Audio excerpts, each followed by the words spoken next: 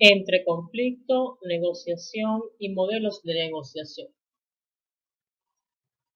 Vamos a ver en estos momentos todo lo relacionado y que puedan significar algo para nuestra cátedra sobre lo que es un conflicto, una negociación y un modelo de negociación. Esta es la parte 1 de 3 videos que vamos a ir viendo sobre este tema. Parte 1, conflicto. Parte 2, negociación. Y parte 3, modelo de negociación. Una parte lleva a la otra.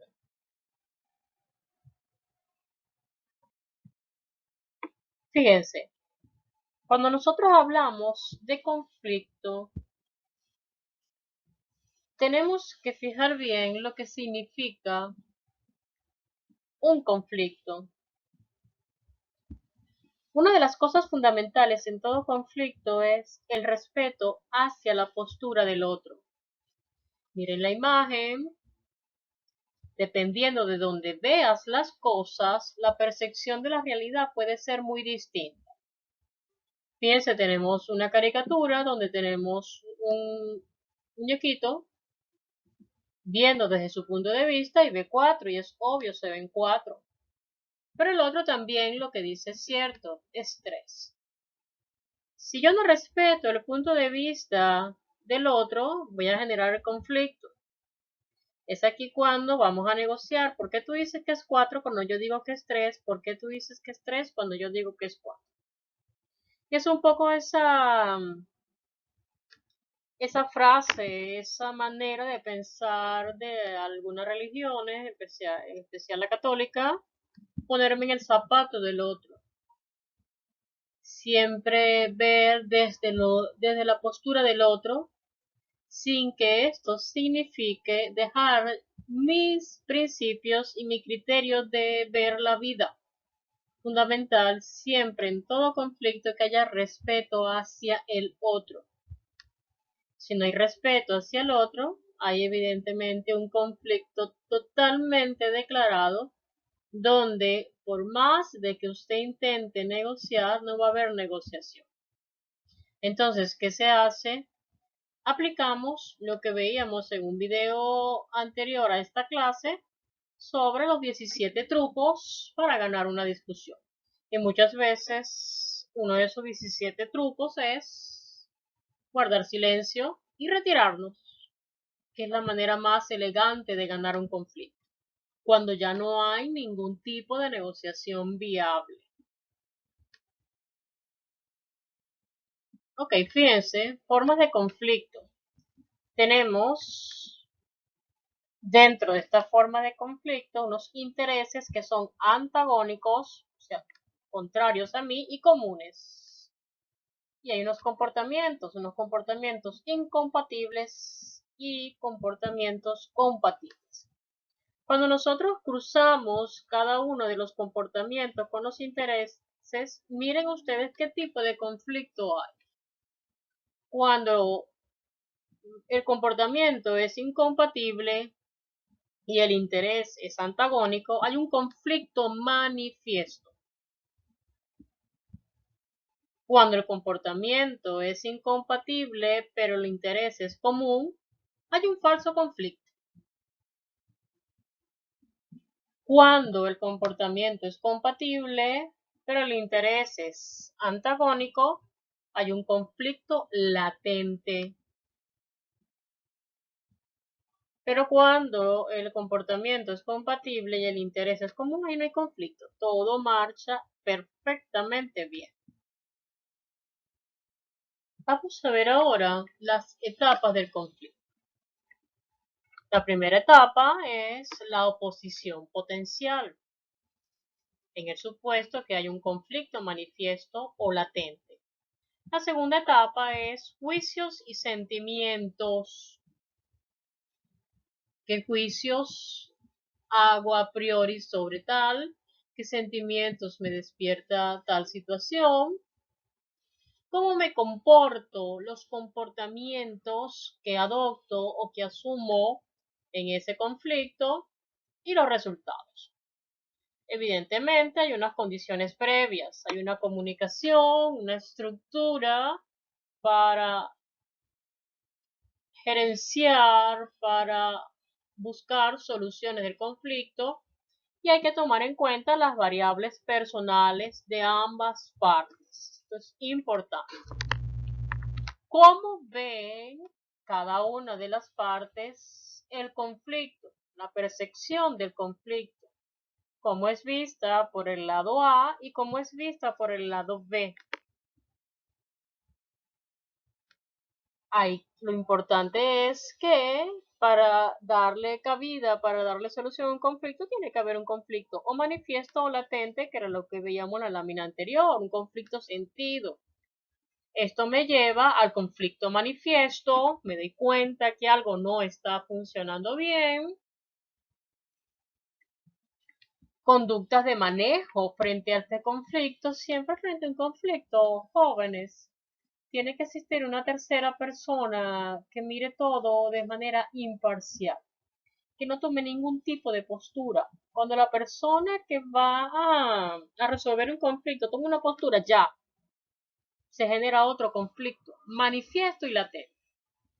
Evidentemente, quien va a manejar un conflicto tiene que tener competencias para ellos, debe ser colaborador, tiene que tener un compromiso de cambio de conducta para que las cosas lleguen a su punto medio, lo que se llama ganar-ganar, evitar lo que se deba evitar y adecuarse a las posturas del uno y del otro. Esto va a depender del mejor desempeño del grupo o del peor desempeño del grupo. A veces se da el conflicto de que todos pierden o que uno pierde, el otro gana. Lo ideal de un conflicto, de la resolución de un conflicto, es que todas las partes.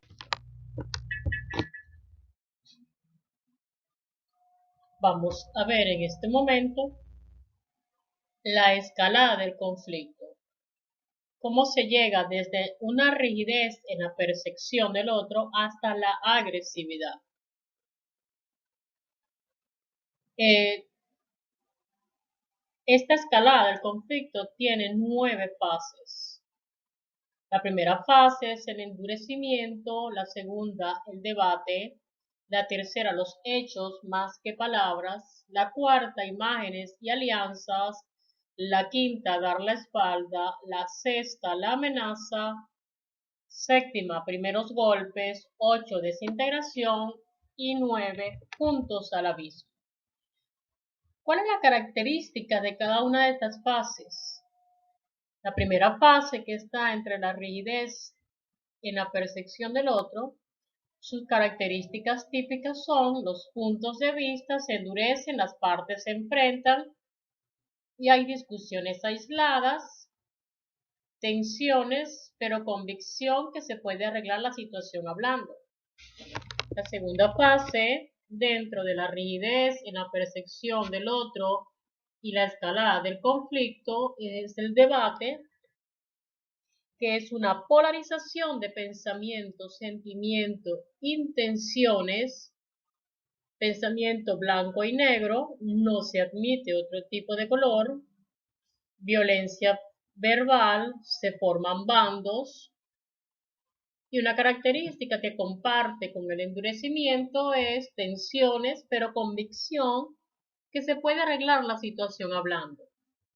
La tercera fase, que está adscrita dentro de la rigidez en la percepción del otro, es hechos más que palabras. Hablar ya no sirve. Solo los hechos sirven, estrategias de hechos consumados. Hay una discrepancia entre comportamiento verbal y no verbal. Lo no verbal domina. Existe un profundo pesimismo y desconfianza. Vamos dentro de esta escalada del conflicto a un segundo momento, que es la descalificación, y aquí entran la fase 4, 5 y 6. La fase 4, imágenes y alianzas, se crean estereotipos, clichés, campañas de imágenes, rumores, el amarillismo, maniobrarse mutuamente en roles negativos y combatirse, se buscan seguidores, acusaciones indirectas. La quinta fase dentro de esta escalada del conflicto, dar la espalda, que son ataques públicos y personales, desenmascarar al otro, asco, eliminación, aislamiento. La sexta fase, amenazas, amenaza y contraamenaza, se ponen trabas, se pierde la iniciativa. Dentro de la séptima, octava y novena fase, que están dentro ya de la agresividad como tal, los primeros golpes, pensar en la categoría de cosa, se pierde la calidad humana, daños del otro son percibidos como ganancias. En la octava fase se da la desintegración, paralizar y desintegrar los sistemas del enemigo, destruir factores vitales del sistema del otro, y aquí se une a los primeros golpes con daños del otro, son percibidos como ganancias. Y la novena y última fase de la escalada del conflicto y tercer momento de la agresividad es todos al abismo, juntos al abismo. No hay camino de regreso, lucha frontal, eliminación a costa de la autoeliminación. Luego hay una fase tríptica, lo que se dice, lo que se piensa. En la fase 1 sé que mi opinión es la correcta. En la fase 2 tengo que convencerte que yo estoy en lo correcto. En la fase 3 haré lo necesario para que te convenzas que tú estás errado. En la fase 4 unámonos los que sabemos que mi opinión es la correcta. En la fase 5 ni vale la pena hablar con ellos. En la fase 6 tenemos que someter como sea a los que no están con nosotros. En la fase 7, los insultos, y aquí se acabó toda cultura, toda capacidad de tratarse bien. En la fase 8, violencia, y en la fase 9, yo caigo, pero te llevo conmigo. ¿Qué rol juegan aquí las intervenciones? Y esto lo veremos más profundamente cuando hablemos de técnicas de negociación como tal. ¿Cómo intervienen los actores llamados a negociar dentro de un conflicto? En la primera fase, autoayuda, facilitación. En la segunda y tercera fase, moderación. En la cuarta, quinta y sexta fase, negociación, mediación. En la séptima, octava y novena fase, arbitraje y uso de la fuerza. ¿Cuál es la teoría general del conflicto? Fíjense que la teoría general del conflicto tiene dos eventos verdaderamente importantes. Definir el conflicto como tal y cuáles son los elementos que constituyen esta teoría general del conflicto. ¿Y qué es un conflicto? Es luchar, es combatir, es pelear. Evidentemente, el conflicto solo existe en la humanidad, es de naturaleza humana, es una circunstancia en la cual dos o más personas tienen diferentes intereses, es un proceso en el cual se alcanzan nuevas posiciones para lograr necesidades y objetivos, y el conflicto surge de un reclamo, luego un rechazo parcial y luego una transición. También surge de un desacuerdo relacionado a ¿qué debe satisfacerse y respetarse para que una persona o grupo pueda desarrollarse plenamente? ¿Cuáles son los elementos que constituyen esta teoría general de conflicto? Son tres elementos: situación conflictiva, actitudes conflictivas y comportamientos conflictivos. Dentro de la situación conflictiva, chicos, tenemos partes primarias o secundarias, qué es lo más importante, qué es lo menos importante, terceros o intermediarios. Recuerden que estos terceros o intermediarios siempre tienen que ser neutrales. Cuando ya el que va a fungir de negociador va más hacia un bando que hacia el otro, ya ahí no hay negociación, hay otro conflicto latente. Dentro de la situación conflictiva hay unos objetivos que se manifiestan generalmente en posiciones, existen asuntos conflictivos y se dan intereses, necesidades y valores. Esto puede ser común, intereses, necesidades y valores comunes o distintos u opuestos. Dentro de las actitudes conflictivas se pueden dar por emociones y por percepciones. Las emociones, hablamos de variable constante en una situación de conflicto. Y las percepciones, manera de cada persona de aprender la realidad de modos distintos. Y el tercer elemento, comportamientos conflictivos, ¿cuáles son? Competir, acceder, inacción, huida, resolver, transigir. Dentro de competir, satisfago mis intereses. Dentro de acceder, satisfago los intereses del otro. Dentro de la inacción, no satisfago ningún interés. Dentro de la huida, ya que el costo del problema es alto. Dentro del comportamiento conflictivo de resolver, satisfago mis intereses y los del otro. Y dentro de transigir, medianamente satisfago los intereses míos y los del otro.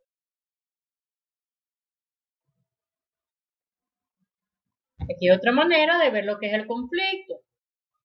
Dentro del conflicto yo tengo que identificar, interpretar el conflicto y entender el conflicto. Dentro de este identificar el conflicto, debo ver una oportunidad frente al conflicto, intereses en los actores comunes, los choques, las disputas, los desacuerdos, los intereses opuestos. Interpretar el conflicto, debo tener adaptarme, dirigir mis acciones hacia y buscar el equilibrio.